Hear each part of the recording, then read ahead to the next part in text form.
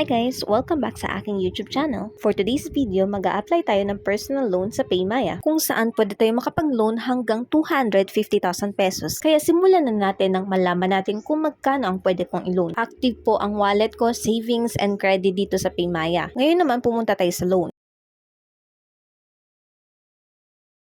Makikita nyo na pwede tayo makapag-loan hanggang 250,000 pesos kapag naprobahan. Monthly payment po to, ang term ay aalamin pa natin. Kung kaya, click apply now.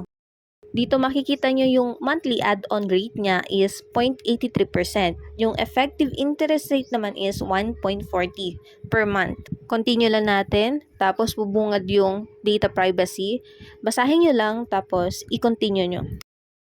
Sa mga viewers nga pala natin na nakapag-apply na dito sa PayMaya personal loan, mag-comment daw naman po kayo ng inyong mga feedback at tips kung kayo ay mayroong mga tips dyan na maaaring makatulong sa ating kababayan. After nyo makontinue, lalabas na yung approve rate sa inyo. So, sa akin, nagsisimula sa 15,000 hanggang sa 250,000. Nasa baba naman makikita nyo yung estimated monthly payment nyo. Tayo ho ay mag-a-apply pa lamang kung kaya maaaring maaprubahan or hindi. Aalamin din natin kung itong 6-month term na loan na to ay maaari pang magbago.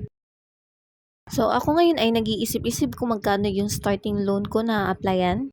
Ididepende ko sa monthly na babayaran ko. Kung kaya naisip ko na 20 na lang kaya muna. Kaya i-adjust ulit natin ng 20,000 nito. Para mas maunawaan natin, subukan ko muna yung 15,000 tapos tignan natin kung magkano yung monthly at magkano yung interest nito. Mula sa 15,000 na ilo-loan natin, makikita natin na 2,623.92 ang ating monthly na babayaran. Since ito ay estimated lamang, so i-consider na natin itong amount na to. Para tayo magka-idea kung magkano sa 1,000 ang interest ng 15,000, ay i-compute natin ito.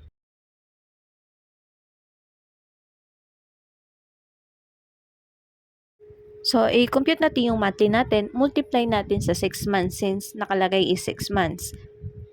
Tapos niyan, kunin natin yung total. I-less natin sa nilo natin na 15,000.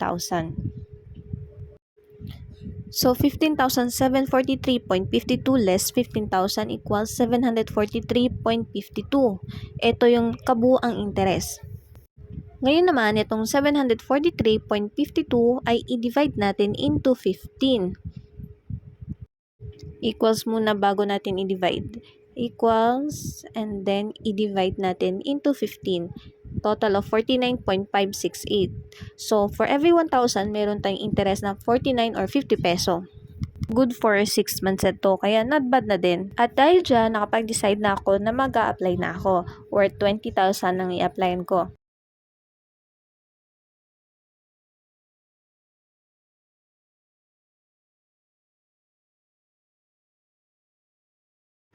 So, good for 6 months lang talaga siya. Wala nang hihigit pa doon, 20,000. And then, yung monthly niya is 3,498.56. So, i-continue na natin to. Pero, alamin ko muna magkano per 1,000 yung interest na to.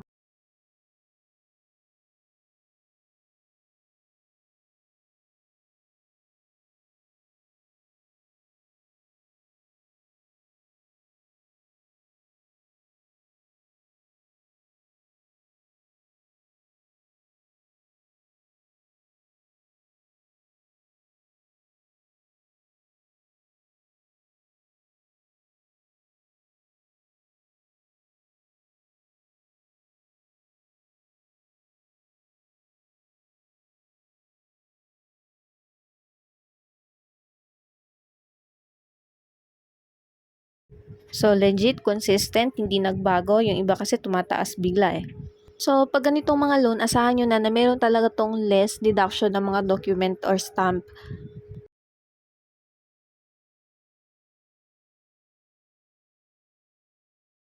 At dahil nga ako ay very decided na itutuloy ko na to, continue na natin tong 20,000 na loan na to.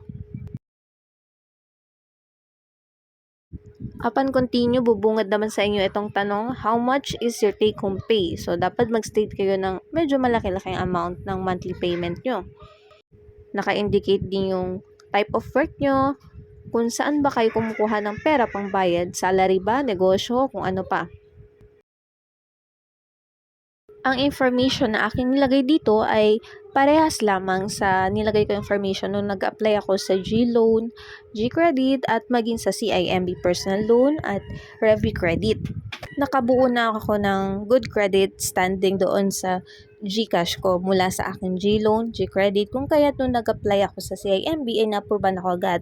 Ganon din ang gagawin natin dito sa PayMaya. Dahil okay naman ang aking performance sa pag-loan sa kanilang PayMaya Credit, kung kaya't kapag nag-apply din tayo sa kanilang personal loan ay tira kong may plus point tayo dyan. Itong kanilang personal loan dito sa PayMaya ay bago pa lamang, kung kaya't asahan na natin na magkakaroon tayo ng konting aberya. Tulad nito, ang sabi something went wrong, kaya susubukan ko ulit. Hindi ko sigurado kung nakaapekto ba na linggo ngayon nung nag-apply ako o sa server ko, pero kasi nakakapag-play naman ako ng video kaya hindi sa internet connection ko ito, sa app talaga nila. Kung hindi man ako makapag-loan ngayon or proceed sa aking loan ngayon, ay susubukan ko ulit bukas nang sa ganon pag Monday malaman natin kung kanino ang may problema. At ayan, ayaw na naman niya. Linggo din ngayon, kung kaya't ayokong dumulog sa kanilang help center unless weekdays.